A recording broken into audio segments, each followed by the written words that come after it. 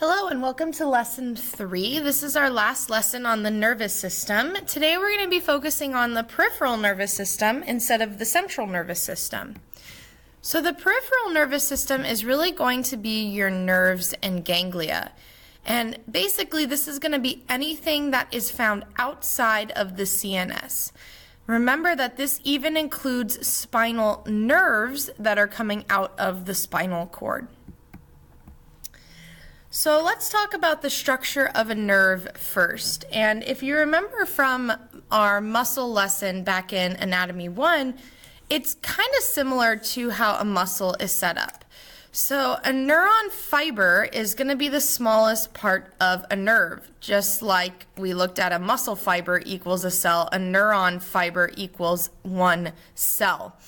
And this is going to be covered by what we call the endoneurium, which is just going to be a kind of delicate connective tissue. A bundle of these neuron fibers are going to make what we call a fascicle. And fascicles are going to be bound together by the perineurium, which once again is just a connective tissue covering. And then your largest structure is going to be a nerve. And this is when we have a bunch of fascicles bound together by what we call the epineurium. So if we go from largest to smallest, a fiber is going to be the smallest, so I'll put a 1. A fascicle is going to be the second smallest, or the middle. And then a nerve is going to be the largest structure. So if we look here, this kind of outlines what we just talked about. So here is one neuron fiber, okay? And it's going to be covered by your endoneurium. A bunch of these neuron fibers together are going to create a fascicle. And the fascicle is going to be surrounded by the perineurium. And then a bunch of these fascicles put together, so 2, 3, 4, is going to create your entire nerve, and that's going to be surrounded by the epineurium.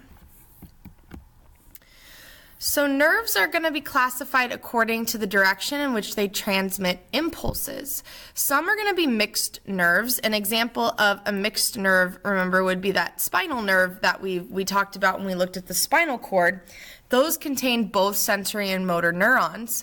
But if it's just a sensory nerve, it's going to send information towards the central nervous system. And if it's just a motor nerve, then it's going to be sending information away from your central nervous system. An important concept of the peripheral nervous system are cranial nerves. Now, we're not going to get into every single individual one, but it's really important to know that these nerves are really going to be serving kind of the neck and head. There's only one exception to that, and that's your vagus nerve here. And the vagus nerve actually is going to serve some of your visceral organs like your digestive system. But most of them are going to be serving an area close to the head or neck. And when you look here, they're going to be outlined by what they do. So if it's in blue, this means that it's going to be sensory. And if it's in red, that means it's going to be a motor nerve. So for example here, this says the optic nerve and it's coming from the eye. That's going to be a sensory nerve sending information related to sight. This ocular motor nerve here is in red, and the ocular motor nerve actually helps you move your eyes around. So it's kind of cool that they're kind of named for where they're located. I mean, optic is eye, oculomotor, motor for the eye. Then we have this one, vestibular cochlear. Anytime you see that word cochlear, it's going to mean something to do with the ear, like a cochlear implant. Once again, this is in blue, so it's going to be a sensory nerve sending information about sound. All right, our spinal nerves. We've touched on these in the spinal cord, but you have 31 nerves, and it's when your ventral and dorsal roots come together. You're going to have cervical, thoracic, lumbar, and sacral spinal nerves. They're going to be named for where they're located. And then this is kind of important here. Each spinal nerve is going to divide into a dorsal rami and a ventral rami. And if you remember from our spinal cord, the dorsal rami is going to be posterior and ventral is going to be anterior. So spinal nerves are actually really short. There's just about a 1/2 inch where it's that mixed nerve. So if we look here, here's our spinal cord. So let me just lay this out. Here's our spinal cord here. And if you look, this is going to be your dorsal root, and this is your ventral root. So where they meet together in this short little area is going to be your spinal nerve. Then they're going to break off into a dorsal ramus. Ramus is singular, rami is plural, and a ventral ramus going to the front. So we're going to kind of talk about these different plexuses and what these different rami are going to innervate. So the ventral rami of T1 to T12. So this is basically all your thoracic area, your trunk and back area. These are going to form what are called intercostal nerves. So these are going to supply all of the muscles between the ribs and the skin and the front and side of your trunk. And then all of the other rami are going to form what we call a plexus, which are going to serve the motor and sensory neurons or sensory needs of the limbs. So it's important to understand here that the rami of the thoracic area don't compose a plexus, but all the other rami are going to compose what we call a plexus. So there's 4 major plexuses that we're going to talk about here. Your cervical, brachial, lumbar, and sacral. And it's really nice because I tell you here what rami or what spinal nerves are really going to be innervating here. So the lumbar plexus is going to be the ventral ramus of L1 to L4.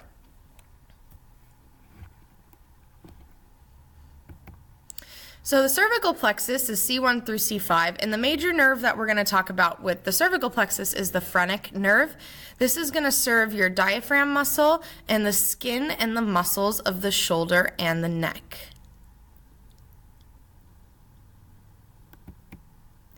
Then we have the brachial plexus, which is going to be through C5 to C8 and includes T1. A little bit of T1. And these are 3 major nerves that we're going to talk about: the axillary, the radial, and the median. So your axillary nerve is going to go over the deltoid muscle. So it's going to serve the deltoid muscle and the skin of the shoulder, and then also kind of the upper muscles and skin of your chest. And then the radial nerve is going to go on the back of the arm. So it's going to be going through the triceps and the extensor muscles, so the muscles on the back of the forearm. And then the median nerve is going to serve the flexor muscles of the skin and some of the hand, so more the front of the arm. So axillary is going to be top of the shoulder area, medial is going to go down, radial is going to go down the back of the arm, and then the median is going to come towards more the front. Then we have the musculocutaneous nerve, which is going to once again kind of go through the front of the arm. And then the same thing with the ulnar nerve. It's going to kind of hit more of the front of the arm. So if we look here, here's our axillary nerve, and you can see that it's really just serving the shoulder area. But as we come down, we can see the radial nerve going towards the back of the arm. Here's your musculocutaneous nerve, the ulnar nerve. Those are all going in the front along with the median nerve. So median, musculocutaneous, and ulnar are going to be more anterior. Radial is going to be more posterior. All right, moving down to our lumbar plexus. The lumbar and sacral plexus are both going to innervate the legs, but it's really important to know that the lumbar is going to be the front of the leg and sacral is going to be the back of the leg. So the lumbar plexus is L1 through L4. It has a super large nerve called the femoral nerve. This is a really large nerve. And it's going to serve the lower abdomen and basically the entire front of the thigh, and then go down the medial side of the leg.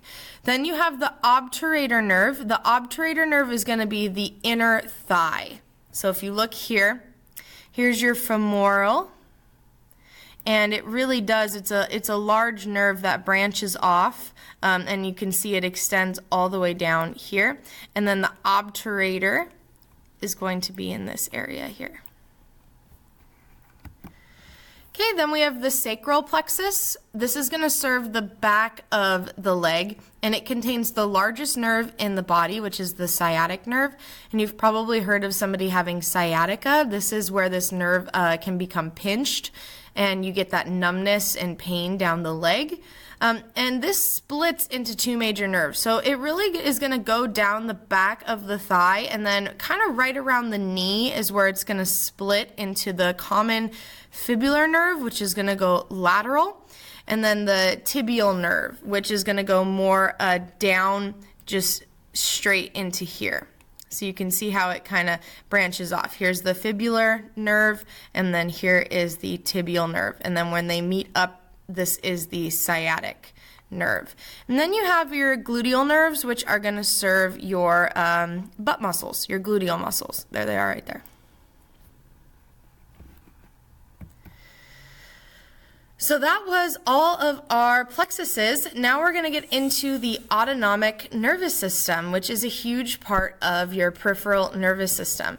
So the autonomic nervous system is the motor subdivision of the peripheral nervous system that controls most body activities automatically. So it's going to be really important to understand what kind of actions these regulate.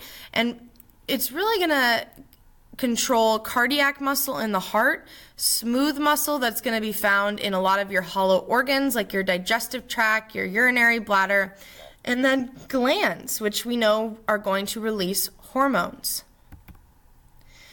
So if we look here, this is going to be our divisions. The somatic nervous system is really simple, and remember that this is just voluntary movement of skeletal muscle, but we're going to focus in on this autonomic nervous system here.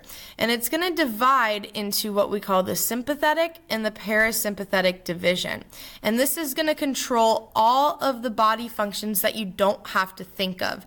Somatic is we control it. I'm talking right now, I'm controlling the muscles of my mouth, and I'm controlling the movement of my tongue. Autonomic is right now my heart is beating and I'm not thinking about it. Right now I'm releasing hormones and I'm not thinking about it. So we need to talk about how these pathways kind of work and how these neurons become stimulated. The somatic division is really simple. It's kind of a one-way shot to skeletal muscle and that's it. But with our ANS, it's going to involve more than one motor neuron. We actually send different impulses to different neurons. So there's going to be two neurons that we talk about, and we have a preganglionic and a postganglionic axon or neuron. And the preganglionic means that it's going to be first. Anytime you see this pre, it kind of means before or first.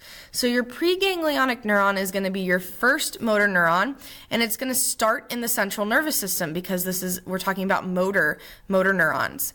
And then it's going to synapse with this postganglionic neuron. It's the second motor neuron, and it literally is going to go to the organ that we're trying to cause a change to.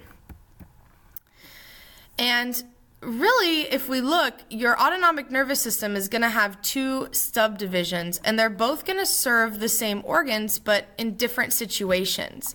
So you're going to have what we call a sympathetic and a parasympathetic. Sympathetic is often known as your fight or flight system. So it's not going to be activated all the time. This is when you're having anxiety, you're having fear, when you're exercising and you're pushing your body.